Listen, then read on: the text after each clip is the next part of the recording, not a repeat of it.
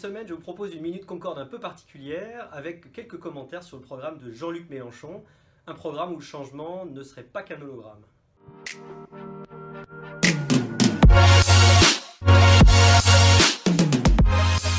L'élément intéressant, c'est l'isolationnisme, on pourrait dire très important, très distinguant par rapport aux autres programmes sans doute. Il sort de toutes les institutions mondiales, FMI, Banque mondiale, OTAN, et il dit qu'il veut, de façon peut-être un peu ambiguë, négocier avec l'Union européenne, alors qu'il viole tous les traités européens. Il chiffre la sortie de la PAC, il parle de droits de douane à 12% avec l'UE, de 500%, excusez du peu, avec les USA. Et on pourrait dire en réalité que derrière il y a probablement un mode de sortie de l'UE assez clair, peut-être même de l'euro. Et il chiffre aussi une inflation à 4% en 2022 alors que l'objectif est à 2% pour la BCE, donc en violation complète de ces accords. Difficile a priori d'être en transgression totale sans vraiment sortir de l'Union européenne.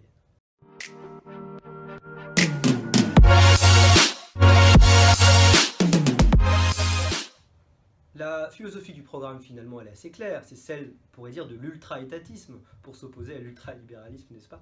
Le programme repose tout entier sur l'idée tellement moderne et finalement tellement peu déjà testée que la collectivisation, la nationalisation quasi généralisée de l'économie donne des résultats éclatants. C'est vrai que dans l'histoire, les résultats ont été tellement mirifiques que ça donne envie de recommencer. On a donc 1 million d'emplois publics supplémentaires, une étatisation quasi complète de l'économie et une confiance absolument nulle dans les acteurs privés. La réalité, ça sera probablement un effet désincitatif massif, tout ce qu'on a pu constater dans tous les pays collectivistes depuis toujours.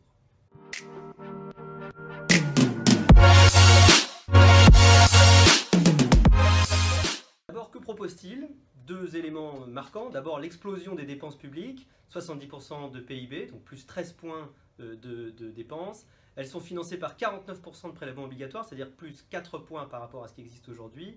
On peut remarquer d'ailleurs que ce ne sont pas seulement les riches qui vont payer, puisqu'on a une augmentation de 2% des cotisations sur les salaires, mais évidemment, les droits de succession, l'ISF, taxes grand luxe, autres transactions immobilières, tout est mobilisé pour augmenter les prélèvements. Finalement, ça reflète la croyance aveugle, toujours dans la capacité de la dépense publique à relancer l'activité, une croyance pourtant largement remise en cause dans les faits depuis très longtemps. Si le fait que l'État dépensait plus permettait la prospérité, d'abord la France serait sans doute le pays le plus prospère d'Europe, et nos voisins qui, eux, ont une plus forte croissance et qui ont réduit la dépense publique, eh bien, ne seraient pas dans cet état si enviable.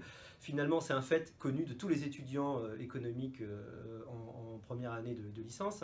Un multiplicateur de 2 ou 3, la dépense publique est tout simplement impossible en économie ouverte parce qu'une partie de la consommation part en importation. Mais maintenant, évidemment, on peut toujours fermer l'économie.